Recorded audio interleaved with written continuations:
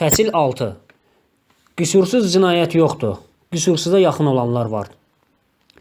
İğrənc cinayətdir. Hadisə yerində təhqiqat aparan cinayət axtarış şöbəsinin leytenantı rayon prokuroruna yaxınlaşıb pıçıldadı. Üz-gözünü turşutmuşdu. Meyti kim tapıb? Prokuror bunu deyib şəffaf əlcəklərdən birini sağ əlinə keçirtdi. Bugün səhər 10 radələrində bura gələn ustalardan biri şöbəyə zəng edib xəbər verdi. Kimliyi məlumdur? Əhmədova Günay Nərman qızı. 22 yaşı var imiş. Tibb Universitetinin tələbəsi olduğu təsdiqlənib. Ailəsindən gələn olub? Anasına xəbər vermişik. Atası burada deyil, Moskvada alverlə məşğuldur. Başqa yaxınları yoxdur? Rəşad adlı qardaşı var. Hələlik ona xəbər verməmişik. Niyə? Prokuror bunu soruşub içəri keçdi. Günayı öldürəndən sonra qatil meyti təhqir edib. Etiraz etmirsinizsə, yubanmadan tibbi ekspertizaya göndərək. Tam hazır olmayan mənzilin küncündə dəhşətli qətlin qurbanının cansız bədəni düşüb qalmışdı. Tapşır, binaya heç kimi buraxmasınlar, deyə prokuror meytin yanında çömbəldi. Anası yoldadır axı, bura gəlir. Ekspertizadan sonra vidalaşarlar, indi olmaz. Düyünlənmiş qaşları alnının xətlərini dərinləşdirmiş, orta yaşlı bu adam 30 illik təcrübəsində yüzlərlə qətl işini araşdırmışdı. İndi prokuror işlədiyi rayon əslində sakit yer idi. Belə bir qətl törədiləcəyi ağlının ucundan keçməzdi. Dəfələrlə ağır cinayət hadisələrində rast gəldiyi qorxunc cinayət detallarına şəxsən şahidlik etmişdi. Tikə-tikə doğranmış, başı kəsilmiş, gözləri ovulmuş, ümumiyyətlə xüsusi amansızlıqla törədilmiş qətilləri az görməmişdi. Günayın çılpaq meyitdən kəskin sidik qoxusu gəlirdi. Bu qoxu bütün nahiyələrdən və hətta ətrafda duyulurdu. Qatil meyti təhqir etmək məqsədi ilə yəqin ki, cinayəti törətdikdən sonra üstünə işəmişdi. Amma hər şey bununla bitmirdi.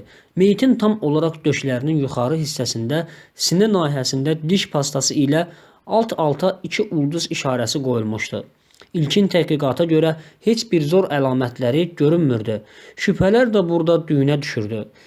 Qətlin hansı şəraitdə törədilməsi haqqında mühakimə yürütmək indi faktiki olaraq mümkün değildi. Şübhəsiz ki, bu hadisə rayonda törədilən ən qeyri-adi qətl olaraq tarixə düşəcəkdi. Prokuror əsəbi halda yerində dikəldi. Əllərinin əsdiyini biruzə verməmək üçün ciblərində gizlətdi. Meyti tapan ustanı özüm danışdıracam. Şöbəyə aparın. Sonra əlavə elədi. Binaya gələndə tək imiş. Təxminən 3-4 dəqiqə sonra 2 fəhlə də gəlib. Onları da aparın.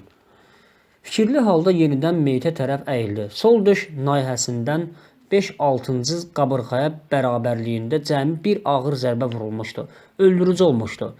Yaranın dərinliyi normal bıçağın yaratdığı deşikdən daha geniş idi.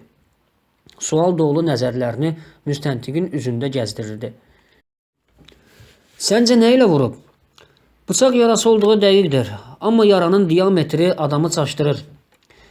Qabırğalara saplanmış olsa, çıxararkən belə böyük deşik apara bilər. Mən də bu ehtimal üzərində düşünürəm bayaqdan. Yəni, aça bilər, bəli.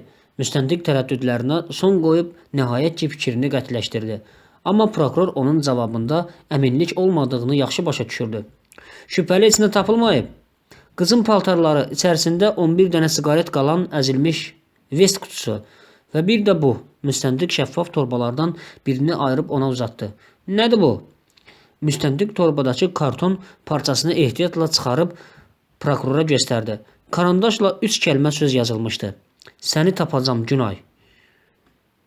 Aşkar görünürdü ki, qatil hadisə yerində qeyd buraxıb, kiməsə mesaj vermişdi. Amma tərs kimi, səni tapacam dediyi adamı da vəhşicəsinə qətlə yetirmişdi. Bəlkə də bu sözlər izi azdırmaq üçün yazılmışdı.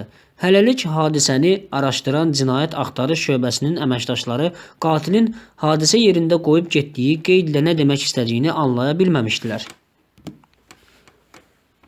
Soxa-soxda karandaşı hardan tapıb? Yoxsa diş pastası kimi bunu da qabaqcadan özü ilə gətirib? Müstəntiq digər selofon torbanı qurdalayıb içərisindəki karandaşı göstərdi. Çox güman ki, buralardan tapıb, ustaların olub. əl izlərini yoxlayanda qətləşdirərik. Dedin qutuda neçə siqaret olub? 11. Qalanlarının kötükləri tapılıb. 6-cı pəncərənin yanında təxminən eyni yerdən, ikisi isə oradan tapılıb. Müstəntiq penoplast qalıqlarının yanına işarə elədi. 19. Bəli, birini burada çəkməyib. Ustalar siqaret çəkmirlər bəs? Biri çəkir, amma başqa markadır, West deyil. Prokuror qatilin nə qədər müddət hadisə yerində olmasını hesablamağa çalışırdı. Fasilələrlə 8 siqareti çəkmək üçün normal halda orta hesabla 4 saat vaxt lazım ola bilərdi. Qatilin həyəcanlı olduğunu düşünsəydi, hadisədən sonra hər 5-10 dəqiqədən biri çəkməsi də mümkün idi. Bu halda pəncərənin yanındakı siqaretləri 1 saatdan daha az vaxta çəkmək olardı. Bu qədər müddət qətli törətdikdən sonra elədiyi murdar əməllər üçün artıqlaması ilə bəsdir. Prokuror dalğın halda öz-özünə mızıldanıb mənzildən çıxdı.